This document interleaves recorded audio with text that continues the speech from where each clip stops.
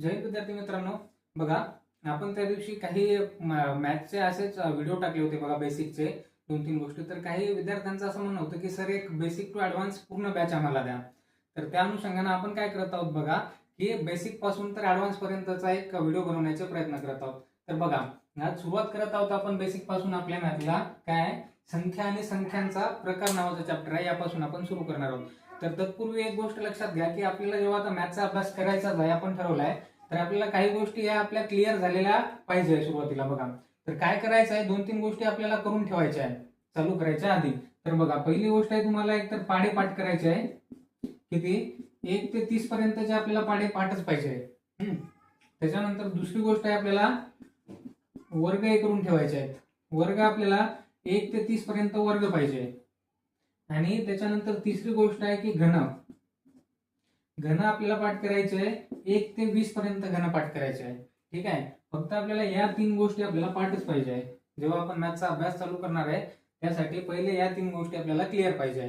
ठीक आहे, तर बघा, त्यानंतर आता सुरू करूत आपण आपल्या चॅप्टरला. सुरुवात करू टाइमपास न करता. बघा, पहिला चॅप्टर आहे आपला संख्या आणि त्यांचे प्रकार. सुरुवातीला बघायचं आहे आपल्याला नैसर्गिक संख्या कशाला म्हणायचं आहे.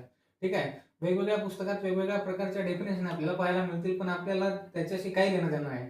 बघा, एक गोष्ट लक्षात घ्या, इथून पुढे आपल्याला थेरी लिहायची नाही आहे. आपल्याला फक्त आपला प्रॉब्लेम आलेला सॉल्व्ह करता आला पाहिजे, एवढा अभ्यास करायचा.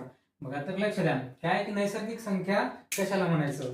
ज्या संख्या 1 पासून सुरू होते, जसं 1, 2, 3, 4, 5 डॉट डॉट डॉट आणि अनंतपर्यंत असणाऱ्या संख्या यांना म्हणायचं आपल्याला नैसर्गिक संख्या.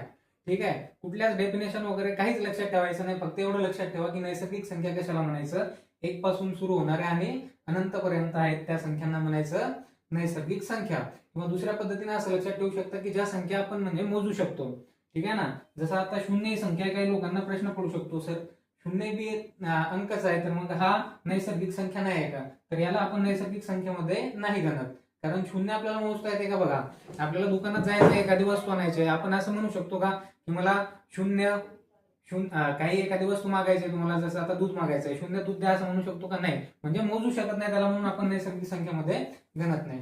ठीक आहे, तर आपल्याला स्पर्धा परीक्षेमध्ये आता कशा प्रकारचे प्रश्न येतात त्याच्यावरती तर थोडं बघू, एखादा 2 प्रश्न. ठीक आहे, त्याच्यामध्ये अजून आपल्याला 2 प्रकार पाहायला मिळतात. एक वेळ समजून घेऊ, नंतर मग प्रश्न कशा प्रकारे विचारले गेलेले आहे आतापर्यंत आणि भविष्यात कशा प्रकारे प्रश्न विचारले जाऊ शकते याच्यावरती ते बघू. तर बघा, नैसर्गिक संख्या, याच्यामध्ये अजून एक आहे बघा, काय, समसंख्या, आणि दुसरं आहे आपलं विषम संख्या. काय, एक आहे समसंख्या आणि दुसरं आहे विषम संख्या. आता ही गोष्ट थोडीशी एकदा समजून घ्या कशाला म्हणायचं. तर समसंख्या म्हणजे काय की 2 न पूर्ण भाग जाणाऱ्या संख्या. किती नाही, 2 न पूर्ण भाग जाणाऱ्या संख्या. सांगा आता 2, त्याच्यानंतर बघा 4, 6, 8, 10 आणि अशाच समोर 2 2च्या फरकानं म्हणजे 2 न पूर्ण भाग जातील अशा संख्या. आता बघा, सम झाल्या, त्याच्यानंतर विषम संख्या.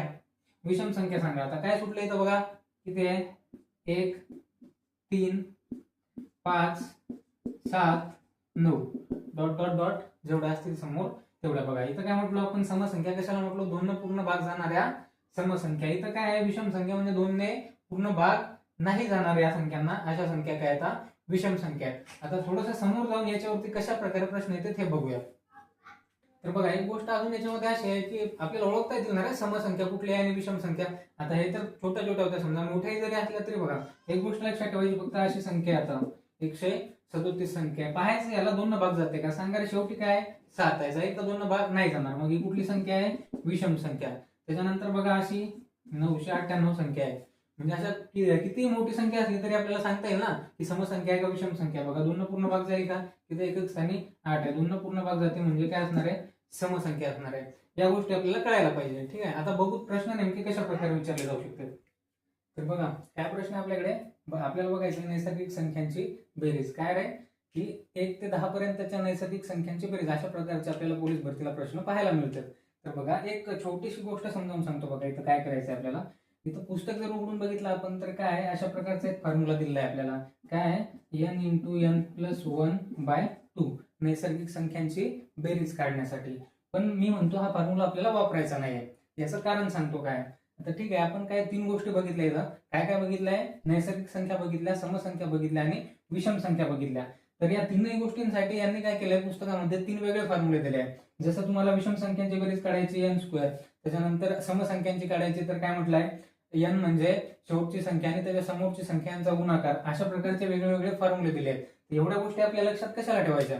तर यासाठी आता करायचं काय, तर एक फॉर्म्युला फक्त ध्यानात ठेवायचा आपल्याला. तर काय करायचंय बघा, एक वेळा बघा काय म्हटलंय की आपल्याला एकच फॉर्म्युला वापरायचा आहे, सगळ्या प्रश्नांसाठी ऍप्लिकेबल होईल असा.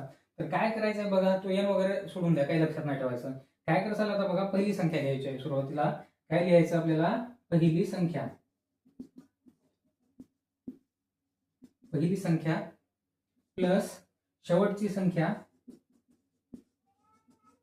प्लस शेवटची संख्या, ठीक आहे, आणि गुणीला इकडे एकूण संख्या.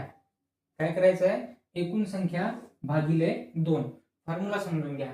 काय म्हटलो आपण, पहिली संख्या प्लस शेवटची संख्या, त्याच्यानंतर गुणिले मध्ये किती आहे, एकूण संख्या आणि भागिले 2. बघा काय फॉर्म्युला सांगितला आहे, पहिली संख्या प्लस शेवटची संख्या गुणिले एकूण संख्या भागिले 2. आता याच्यामधल्या थोड्याशा या गोष्टी तर कळाल्या आपल्याला, पहिली संख्या आणि शेवटची संख्या. इकडे बघा काय आहे, एकूण संख्या आहे. आता या एकूण संख्या म्हणजे कसं, आता इथे ठीक आहे, समजा आपल्याला डायरेक्ट दिलं 1 ते 10 पर्यंत म्हणजे 10 संख्या त्या कळाल्या.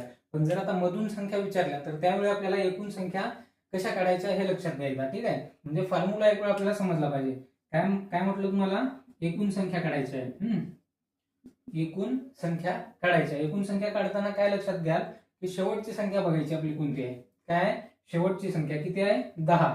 शेवटची संख्या एक वेळ लिहून देतो. काय, शेवटची संख्या वजा पहिली संख्या आणि प्लस करायचं याच्यामध्ये 1, ठीक आहे. तेव्हा आपल्याला काय भेटतील, एकूण संख्या. आता लक्षात घ्या किती आहेत आपल्याकडे, 1 ते 10 पर्यंत विचारलंय. सांगा बरं, शेवटची संख्या काय आहे, काय 10, किती आहे 10. पहिली संख्या काय आहे 1. आता काय करायचं, यांची वजाबाकी म्हणजे 10 वजा 1 किती आलं, 9. आणि आपण काय म्हटलं, शेवटी 1 त्याच्यामध्ये मिसळवायचा. 9 अधिक 1 किती, 10. आल्या किती, 1 ते 10 पर्यंत एकूण 10 संख्या आहेत, ठीक आहे, या समोर. आता काय करायचं बघा, आपल्याला फॉर्म्युल्यात टाका. सांगा, पहिली संख्या किती, 1. त्याच्यानंतर बोला प्लस फॉर्म्युला सांगत आहे ना, पहिली संख्या 1, त्याच्यानंतर शेवटची संख्या किती आहे 10, ठीक आहे. याला ब्रॅकेट मारून घ्या. त्याच्यानंतर सांगा, एकूण संख्या किती काढली आपण इकडे, किती आहे 10. एकूण संख्या गुणिले किती, 10, आणि भागाकारामध्ये किती आपले 2. बघा कॅल्क्युलेशन करून घ्या. चला सांगा काय होईल, 10 आणि 1 11 आणि गुणिले आपले 10, त्याच्यानंतर भागिले मध्ये किती आहे 2. आता ठीक आहे, डायरेक्ट तुम्ही आता 11 गुणिले 10 करून नंतर भागाकार केला तरी चालेल, पण मी काय करतो, थोडासा गुणाकार सोपा जायसाठी एक वेळ भाग देऊन घेतो, ठीक आहे ना. बघा 2 न पहिले 10 ला भाग जाते, 11 ला जाते का, नाही जात. 10 ला जाऊ शकते. बघा 2 1 2 2 5 10. आता काय उरले तर सांगा, किती आहे 11 गुणिले 5, किती आलं रे, 11 गुणिले 5 55. म्हणजे काय, 1 ते 10 पर्यंतच्या नैसर्गिक संख्यांची बेरीज किती आली, 55. प्रश्न अशा प्रकारे बी येऊ शकते आणि दुसऱ्या पद्धतीने कसा विचारला जाऊ शकते, 1 ते 10 पर्यंतच्या सर्व नैसर्गिक संख्यांची बेरीज किती, अशा प्रकारे बी येऊ शकते, ठीक आहे. काय आता प्रश्न काय आपल्याकडे, 1 ते 50 पर्यंतच्या सर्व नैसर्गिक संख्यांची बेरीज किती. आता मला एक वेळ काय फॉर्म्युला लिहून घेऊ आपण, कसा काढायचा आहे सांगा. चला काय म्हटलो आपण, पहिली नैसर्गिक संख्या. याला काय करायचं रे, जी असं विचारली म्हणजे नैसर्गिक असो, समसंख्या असो, विषम संख्या असो, त्या हिशोबाने आपला फॉर्म्युला चेंज करून घ्यायचा. पहिली नैसर्गिक संख्या प्लस काय आहे आपली शेवटची नैसर्गिक संख्या, ठीक आहे ना. फॉर्म्युला तसा तुम्ही एडिट करून घ्यायचा. त्यानंतर भागिले 2 आणि गुणिले काय होईल आता, एकूण नैसर्गिक संख्या. काय होईल, एकूण नैसर्गिक संख्या. चला तर एकदा व्हॅल्यू टाकून घेऊ. सांगा किती आहे, 1 ते 50 पर्यंतच्या. म्हणजे काय, पहिली संख्या काय येईल सांगा बरं. आता 1 ते 50 म्हटल्यानंतर पहिली संख्या काय येईल रे, 1 येईल. पहिली संख्या किती आली आपली 1, अधिक काय शेवटची नैसर्गिक संख्या. त्याच्यानंतर काय आहे, शेवटची नैसर्गिक संख्या किती आली आपली 50. झालं, याला ब्रॅकेट मारून घ्या आणि गुणिले एकूण नैसर्गिक. आता एकूण तुम्हाला कसा काढायचं ते सांगितलं ना. काय आहे सांगा, शेवटची संख्या 50 वजा पहिली संख्या 1, किती आलं 49. आणि शेवटी याच्यामध्ये काय करायचं, 1 मिसळवायचा. म्हणजे किती झाल्या एकूण संख्या 50. किती आहे एकूण संख्या किती आहे 50. तर सांगा एकूण संख्या किती 50. आणि भागिले आपले 2 जशाला तसे. चला या सोडून घेऊया. सांगा 50 आणि 1 किती 51. त्याच्यानंतर इंटू 50 आपले जशाला तसे आणि भागिले 2 पुन्हा जशाला तसे. बघा इथं जसं सोपं जाईल आपल्याला तसं करून घ्यायचं. ठीक आहे. आता मी काय म्हणतो 25ला 50 जर 2 भाग दिला तर आपल्याला पुन्हा 25चा पाडा म्हणायला लागेल. पण मी म्हणतो आपल्याला 5चा पाडा म्हणायला सोपा जाते ना. म्हणजे पहिले वरचा गुणाकार करून घेऊ. ठीक आहे. बघा जे सोपं जाईल तसं करायचं आपल्याला. जसं कॅल्क्युलेशन जसं सोपं जाईल तसं. तर म्हणा 5 1 5. त्याच्यानंतर 5चा 5 25 आणि 0 हा जशाला तसा. की त्याला 2550. त्याच्यानंतर आपले भागाकारातले 2 जशाला तसे. आता 2 भाग द्यायला तर सोपं जाईलच. चला बोला किती आहे सांगा. 2 बे 1 बे. त्याच्यानंतर 5ला भाग द्या. बे 1 बे बे दोन्ही 4. उरला किती इथं 1 झाले 15. बोला 7 दोन्ही 14. किती आला 7 आहे. सॉरी इथं किती आला रे आपलं बे दोन्ही 4 म्हणजे 2 इथं येईल है ना आणि 1 उरल. लक्ष द्यायचं थोडंसं चुकलं तर. त्याच्यानंतर बोला किती आहे किती आले 15. बे 7 14. पुन्हा किती उरला 1 आणि समोर राहिले 10. पुन्हा त्या 2 भाग बे 5 10. किती आलं उत्तर आपलं 1275. काय काय होता प्रश्न काय होता आपला 1 ते 50 पर्यंतच्या सर्व नैसर्गिक संख्यांची बेरीज किती. उत्तर किती आलं आपलं 1275. बघा इकडे लक्ष द्या. नेक्स्ट क्वेश्चन काय रे 11 ते 50 पर्यंतच्या सर्व नैसर्गिक संख्यांची बेरीज किती. बघा एक गोष्ट ऑब्झर्व केली का आतापर्यंत जे प्रश्न बघत होतो आपण ते काय होतं 1 पासून सुरू होत होत्या है ना. म्हणजे त्यामुळे आपल्याला तिथं एकूण संख्या बी सांगायला सोप्या जात होत्या. आता आपल्याला माहित पडेल की हा एकूण संख्या कशाला काढायच्या होत्या आपल्याला. बघा काय चला सांगा फॉर्म्युला काय होता आपला काय रे पहिली नैसर्गिक संख्या प्लस शेवटची नैसर्गिक संख्या. पहिली नैसर्गिक संख्या प्लस शेवटची नैसर्गिक संख्या गुणिले एकूण नैसर्गिक संख्या. म्हणजे ज्या विचारल्या असतील त्या सम असो विषम असो एकूण नैसर्गिक संख्या. चला या आणि भागिले आपले किती होते 2 जशाला तसे फॉर्म्युल्यामधले. ठीक आहे. याला ब्रॅकेट मारून घ्या. चला बोला काय 11 ते 50. सांगा आता पहिली नैसर्गिक संख्या आता 1 येईल का रे नाही येणार. काय 11 पासून सुरू झाली आता म्हणजे काय होईल पहिली सांगा 11. त्याच्यानंतर अधिक शेवटचं किती आहे 50. बोला 11 अधिक 50. आता गुणिले एकूण सांगा. आता मगाशी काय बघत होतो आपण शेवटची संख्या म्हणजेच काय एकूण संख्या असं समजत होतो. आता 50 सांगता येतील का नाही. आता एकूण संख्या एकदा साईडला काढून घ्या. किती आहे सांगा. एकूण संख्या कशा काढतो आपण शेवटची संख्या वजा पहिली संख्या प्लस त्याच्यामध्ये एक ऍड करतो आहे ना. बघा घ्या वजा बाकी करून घ्या. किती 50 मधून 11 गेले किती सांगा किती आले 39 अधिक 1 किती झाले 40. ठीक आहे. चला या सांगा किती 11 अधिक 50 आणि शेवटची संख्या 50 लिहिले.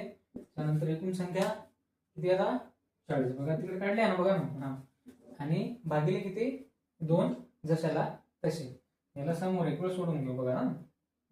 सांगा 11 अधिक 50 किती आले 61